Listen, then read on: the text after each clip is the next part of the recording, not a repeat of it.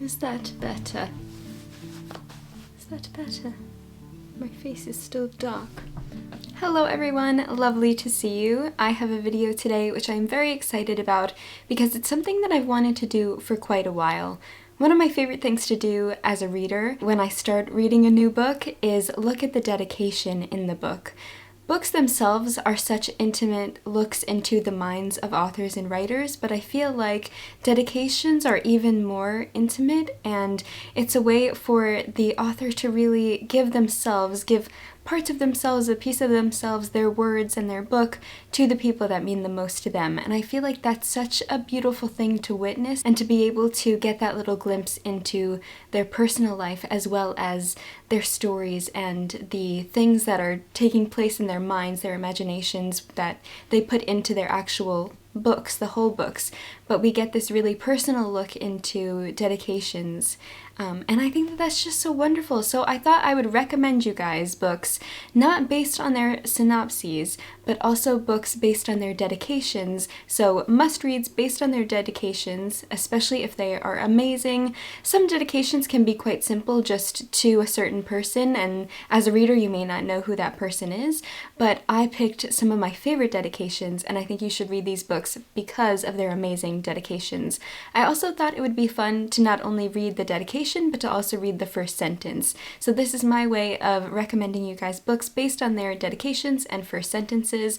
Some of these books I actually haven't read, so some of them are books that I want to read based on their dedications, and I'm so excited to talk to you about them and read these amazing dedications and first lines. The first one I have to share with you guys is one of my absolute favorites, and it is very well known because it's just one of the most beautiful dedications to ever exist. I was doing some research about book dedications for this video, and I saw this one everywhere, so I really think it's a grand favorite. It's a favorite among many, and that is the dedication in The Lion, the Witch, and the Wardrobe by C.S. Lewis.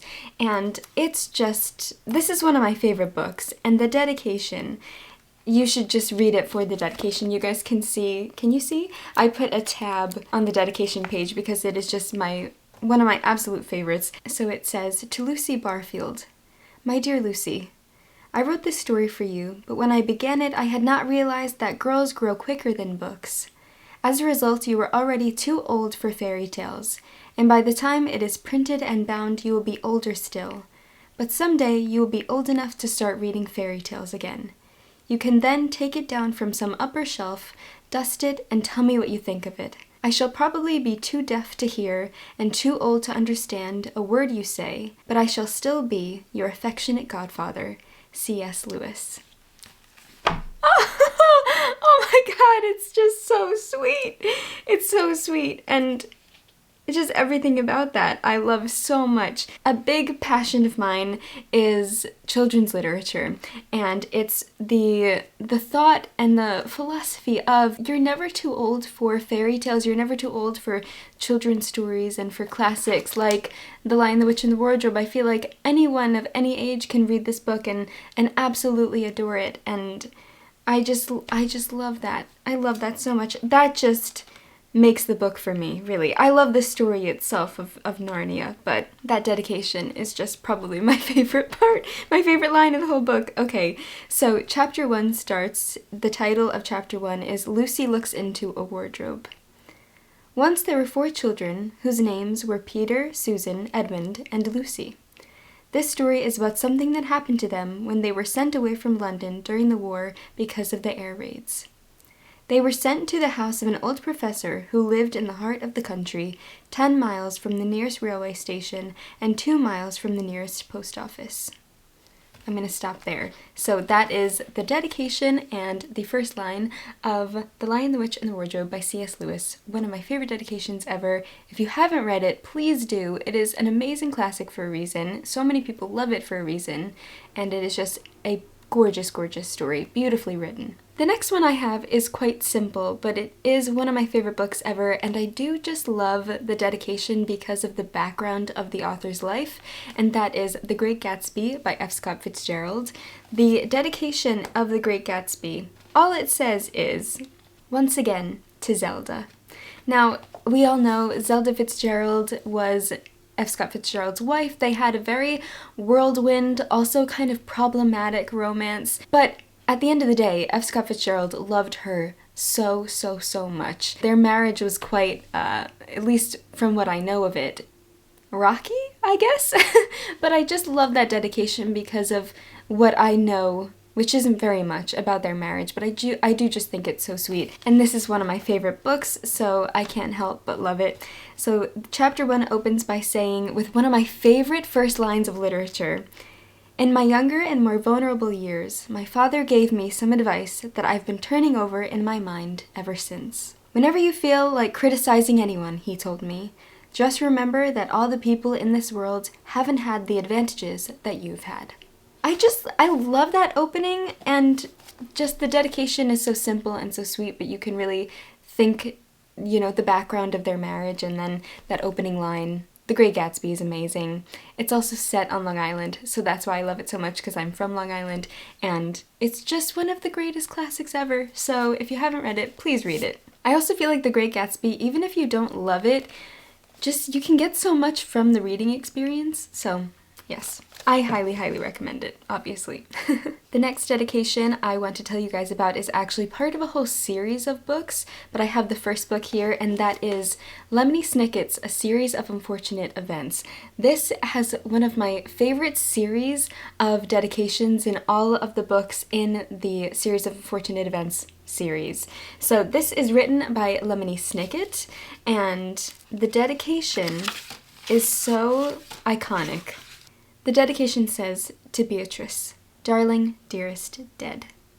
Oh, so good. And then something that I forgot to say, and then I'll also read the first line, is that I made a reel on my Instagram of a selection of a few of my favorite dedications, but this video I wanted to include a bit more so that you guys could get a bit more from this video. But I did include the Series of Unfortunate Events dedications because I wanted to include all of them. The second book, which is The Reptile Room, the dedication is, "My love for you shall live forever. You, however, did not." The third book, the dedication is, "I would much prefer it if you were alive and well." And then the fourth book says, "To Beatrice, my love flew like a butterfly until death swooped down like a bat. As the poet Emma Montana McElroy said, that's the end of that." And then the fifth book says, "For Beatrice, you will always be in my heart, in my mind, and in your grave." And then the sixth book says, "For Beatrice, when we met, my life began, soon afterwards, yours ended." And then the seventh book says, "For Beatrice, when we were together, I felt breathless, now you are." The eighth book says, "For Beatrice, summer without you is as cold as winter. Winter without you is even colder." I love that. Oh, so good. The ninth book says, "For Beatrice, our love broke my heart and stopped yours." And then the 10th book says, "For Beatrice, when we first met, you were pretty and I was lonely. Now I am pretty lonely." Oh, that's so heartbreaking. And then the 11th book's dedication is, "For Beatrice, dead women tell no tales. Sad men write them down." I love it. He's just so clever. Oh my gosh. Okay. And then the 12th book says, "For Beatrice, no one could extinguish my love or your house." And it reveals more about her death, which I just love so much. And then the final one is, "For Beatrice, I cherished, you perished, the world's been nightmarished." So those are the dedications to the Series of Unfortunate Events books. They are just so iconic and clever and sad and witty, and they just fit with the mood of the book so well. And the first book opens with the line saying, Chapter 1, "If you are interested in stories with happy endings, you would be better off reading some other book. In this book, not only is there no happy ending, there is no happy beginning and very few happy things in the middle. This is because not very many happy things happened in the lives of the three Baudelaire youngsters.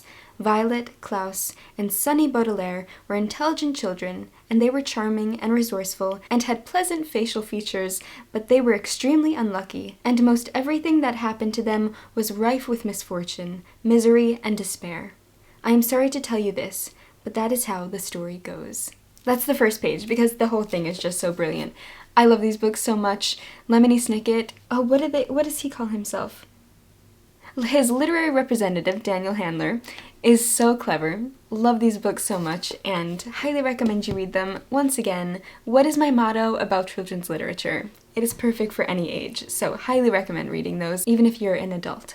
The next book and dedication is one that is so special to me because this book really symbolizes my childhood, and that is Winnie the Pooh by A.A. Milne. I would beg my parents, especially my dad, because he made the best Tigger voice, or he did the best Tigger voice when I was younger.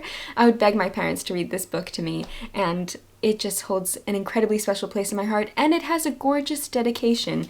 So the dedication is to her. Hand in hand we come, Christopher Robin and I, to lay this book in your lap. Say you're surprised, say you like it, say it's just what you wanted, because it's yours, because we love you. Oh, so good. So good. It's so sweet. Oh my goodness. This book is also illustrated or with decorations by E.H. Shepard, who is one of my favorite illustrators, and it opens up with this iconic illustration of Christopher Robin walking down the stairs with Pooh in his hand, and the first chapter says, Chapter 1, in which we are introduced to Winnie the Pooh and some bees, and the stories begin. Here is Edward Bear coming downstairs now, bump, bump, bump on the back of his head behind Christopher Robin. It is, as far as he knows, the only way of coming downstairs. But sometimes he feels that there really is another way, if only he could stop bumping for a moment and think of it. And then he feels that perhaps there isn't. Anyhow, here he is at the bottom and ready to be introduced to you. Winnie the Pooh. Again, this is just one of my favorite stories. It's really sentimental to me because of my childhood. If you haven't read this book since you were little, or if you have a little one that you could read the story to, any situation, whether you have a child in your life or not, this is just such an incredible book. The next one is a dedication in a book that I have not read, but I desperately want to. I talk about it all the time. You guys know I keep talking about how I want to read this book, and I am going to do it in 2023, I promise. And that book is East of Eden by John Steinbeck. I learned about this dedication when I was doing my author portrait of John Steinbeck. If you guys don't know, I have an Etsy shop, and if you also don't know, I am an illustrator, and so I do illustrations of my favorite authors or your favorite authors, and I sell them on my Etsy shop. So when I was doing John Steinbeck's portrait, I was researching about the text of East of Eden and Grapes of Wrath, and I found the dedication in this book, and I thought that it was so wonderful, especially the story behind it. So the dedication says, Pascal Covici, Dear Pat, you came upon me carving some kind of little figure out of wood, and you said, why don't you make something for me? I asked you what you wanted, and you said, a box. What for? To put things in. What things? Whatever you have, you said. Well, here's your box. Nearly everything I have is in it, and it is not full. Pain and excitement are in it, and feeling good or bad, and evil thoughts and good thoughts, the pleasure of design and some despair, and the indescribable joy of creation. And on top of these are all the gratitude and love I have for you. And still the box is not full. John. So Pascal, or Pat, I believe, was his editor and his best friend, and when he was done with his manuscript and had to give it to him, he presented it to him in this box that he carved for Pat to keep. And I just love how John Steinbeck, I was going to call him John because we're on a first name basis, but I love how John Steinbeck said that he put so much of himself and so much into the box and still it is not full. I just love that, and that dedication itself really makes me want to read this book, not only the fact that you guys have been telling me how amazing it is. So the book starts with Chapter 1, obviously. The Salinas Valley is in northern California. It is a long narrow swell between two ranges of mountains, and the Salinas River winds and twists up the center until it falls at last into Monterey Bay. I remember my childhood names for grasses and secret flowers. I remember where a toad may live and what time the birds awaken in the summer, and what trees and seasons smelled like, how people looked and walked and smelled even. The memory of odors is very rich. Oh, so good. I can't wait to keep reading it. I can't wait to read it in its entirety, and I'm very excited. I want to read it. I also just love that dedication so much. It's so beautiful. The next book means a ton to me because it is one of the books that really got me into reading, and I read it in middle school and it really went over my head, but I knew that I would love this story. I just didn't fully comprehend it. And then I returned to it when I was a little bit older and I reread it and I fell absolutely in love with it, and that is what really started my love of reading when I was getting back into reading after having to read for school. Anyway, that book is The Giver by Lois Lowry. I adore this book so much. It is a series of 4 books. It's actually in a quartet, so there are 4 books in the Giver series. Not a lot of people know that, I don't think. I didn't know that. I found that out after reading the book for the first time after middle school, and I read the whole series, and the whole series is incredible, but I do particularly love the dedication in The Giver as well as the book itself. It's just amazing. So The Giver is a dystopian, kind of a utopian world full of sameness. Anyway, sorry, I'm giving you the synopsis. I should not be doing that. We're dedicating this video to dedications, not the synopses. Well, I feel like you do need to know a little bit about what kind of book this is. So basically this is a middle grade book for a younger audience, and it's a dystopian about how sameness and a utopian world isn't really the best, even though like it solves a lot of issues, climate issues, there's just sameness, like the weather is always the same in this world. Anyway, it's kind of showing us that sameness isn't actually a good thing, or there's beauty to the things that aren't perfect in our world. Anyway, so it's a dystopian meant for children, and the dedication says, "For all the children to whom we entrust the future." Love it. Love it. So good. I just think that that's so brilliant. For all the children to whom we entrust the future, because the problems that we have now are going to be bigger problems for the children of the future, and we are entrusting this world to them. And I love how she wrote that. So the beginning says, "It was almost December and Jonas was beginning to be frightened." No, wrong word, Jonas thought. Frightened meant that deep, sickening feeling of something terrible about to happen. Frightened was the way he had felt a year ago when an unidentified aircraft had overflown the community twice. He had seen it both times. Squinting toward the sky, he had seen the sleek jet, almost a blur at its high speed, go past, and a second later heard the blast of sound that followed.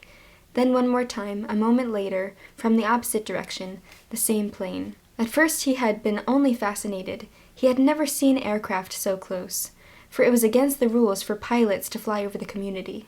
Occasionally, when supplies were delivered by cargo planes to the landing field across the river, the children rode their bicycles to the riverbank and watched, intrigued, the unloading and then the takeoff, directed to the west, always away from the community. But the aircraft a year ago had been different. It was not a squat, fat-bellied cargo plane, but a needle-nosed, single-pilot jet. Jonas, looking around anxiously, had seen others, adults as well as children, stop what they were doing and wait, confused, for an explanation of the frightening event. That's the first page, just to get you an idea of the writing style and the story. But it is just an amazing book. If you read it in school, if you read it in middle school, I would highly recommend giving it a reread. Different perspective, of course, as you get older, you get a different perspective of books that you read when you were younger. And this is just such an incredible book about the importance of memory and the importance of difference, being different, and having the bad and the good, because I always think, and it's just a fact about life, that you can't know the good without knowing the bad, and that's really what this book says. So, love this book so much, and that dedication I just think is so beautiful. The next dedication is from my favorite contemporary author.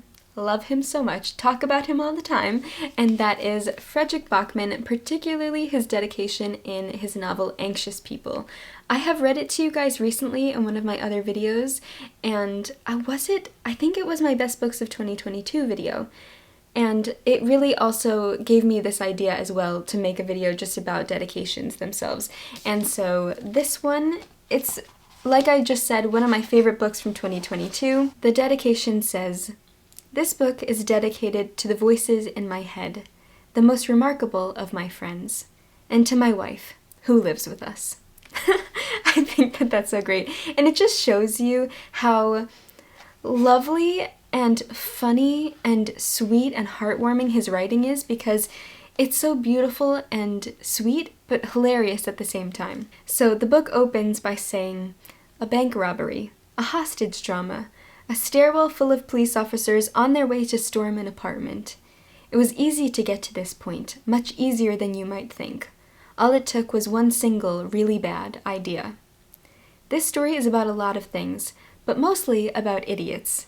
So it needs saying from the outset that it's always very easy to declare that other people are idiots, but only if you forget how idiotically difficult being human is, especially if you have other people you're trying to be a reasonably good human being for. Oh, so good. And that's what I love about Fredrik Backman's books, is it captures everything, every emotion that you can feel, you will feel when reading his books, and what they are about on the outside is not actually what they're about on the inside, if that makes any sense. So yes, love his book so much, we'll never shut up about Fredrik Backman. He's just the best. And the last book I have physically, and then I do want to share a few books that I don't have, but the last book that I have physically is my favorite book of all time. You guys know how much I talk about Anna Karenina, and I love Anna Karenina. But I feel like if I had to pick one book, if my house was burning down and I could only pick one book, oh God, no, actually having to think about that now, I'm like, no, all of my books. But this book is really my all-time favorite book, and just, I keep rereading it because I find it really inspiring for my own writing. And anyway, I'm gonna stop introducing it as this grand thing. This is my favorite book of all time. I have a tattoo of this book. I only have one tattoo. Well, I had one and then I expanded it. So yes, just to tell you how much this book means to me, I even have a tattoo inspired by it. But anyway, that is The Little Prince by Antoine de Saint-Exupéry. And this also is not only one of my favorite books as the entire book, every single page of this book itself, but it also has one of my very favorite dedications. I love it so much. It's just the best book ever. It is a book that everyone, every human being on the face of the earth, or even every human being in outer space, every alien needs to read this book, especially because it takes place in space. Partially in space, also on Earth. So the dedication says, to Leon Worth, I ask children to forgive me for dedicating this book to a grown-up. I have a serious excuse. This grown-up is the best friend I have in the world. I have another excuse. This grown-up can understand everything, even books for children. I have a third excuse. He lives in France, where he is hungry and cold. He needs to be comforted. If all these excuses are not enough, then I want to dedicate this book to the child whom this grown-up once was. All grown-ups were children first, but few of them remember it. So I correct my dedication. To Leon Worth, when he was a little boy.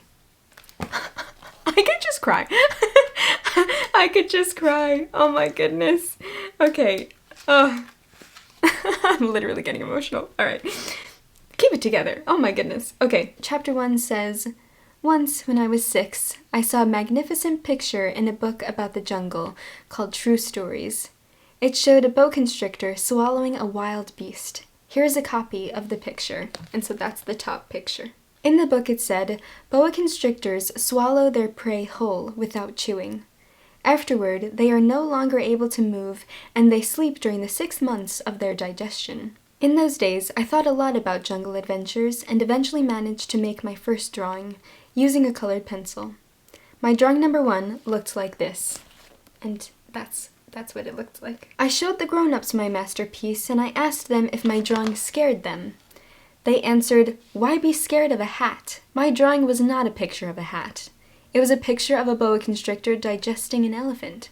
Then I drew the inside of the boa constrictor, so the grown-ups could understand. They always need explanations. My drawing number 2 looked like this. And then he drew the inside. Can you see that? The inside of the elephant. I feel like you can't see that. The grown-ups advised me to put away my drawings of boa constrictors, outside or inside, and apply myself instead to geography, history, arithmetic, and grammar. That is why I abandoned, at the age of 6, a magnificent career as an artist. I had been discouraged by the failure of my drawing number 1 and of my drawing number 2, Grown-ups never understand anything by themselves, and it is exhausting for children to have to provide explanations over and over again. So then I had to choose another career, and I learned to pilot airplanes. I have flown almost everywhere in the world, and as a matter of fact, geography has been a big help to me.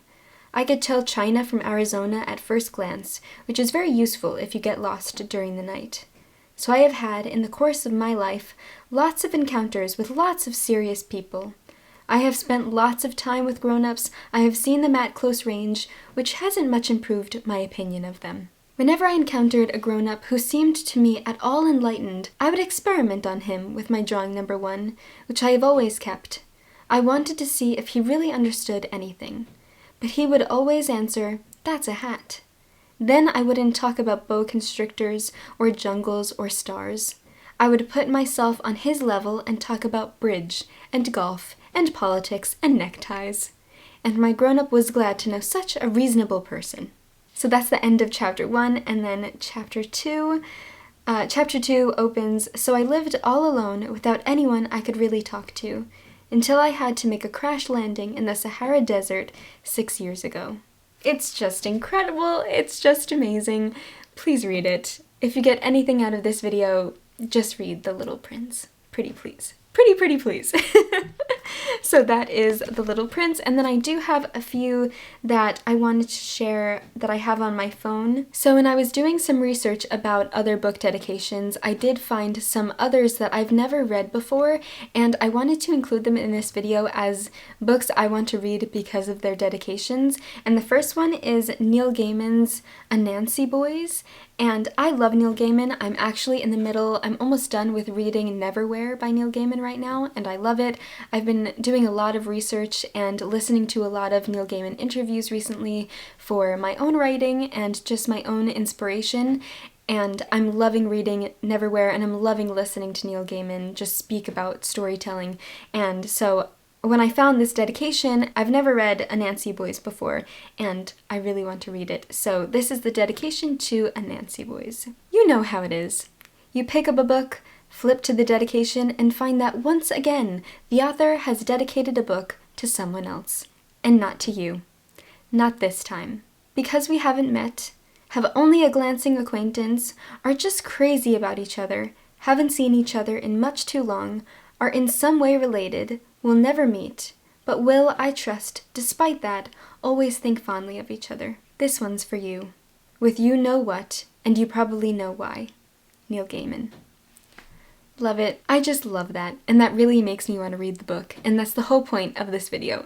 Another book that I don't have but I've heard incredible things about is The Posthumous Memoirs of Bras Cubas by Machado de Assis, and the amazing dedication says, "To the worm who first gnawed on the cold flesh of my corpse, I dedicate with fond remembrance these posthumous memoirs." That makes me want to read it. Oh my god! That's just so cool because it's told in the perspective of Bras Cubas, who is dead, and these are his posthumous memoirs. Like, that's so smart. I just love that. I love that concept. Oh, I forgot to say this about, oh my gosh, I took a screenshot of it because I found this article online talking about dedications, and it gave the background of The Little Prince's dedication. So the background to The Little Prince dedication says, Leon Worth was hungry and cold because he was hiding in Nazi-occupied France when Antoine de Saint-Exupéry published The Little Prince in 1943. Worth was Saint-Exupéry's best friend and confidant, himself a prominent French writer, art critic, and novelist. I love that background as well to the dedication, and it just adds even more sorrow and love and just even more intimacy, I guess, to that dedication. It's so great. So even more reason to read the book as well. So these are all of the physical books that I have, but obviously I shared with you guys some of the books that I don't have. But anyway, these are my favorite dedications in books, or must-reads based solely on their dedications, or books that I want to read solely because of their dedications, as well as their amazing opening lines. So please read all these books. In particular, just read The Little Prince. That's all I ask. So anyway, I hope you guys like this video, and I would love to know, oh my gosh, please, please, please tell me in a comment if you have a favorite book dedication or even an opening line, since we kind of shared both of those things, but in particular, maybe your favorite book dedication. If I didn't mention one that you particularly love, I'm always adding more favorite book dedications to my list of favorite book dedications. So I would love to get more favorite book dedications from you guys. So that is all from me today. I hope you enjoyed. Thank you so much for being here. Sending you my warmest wishes and happy reading.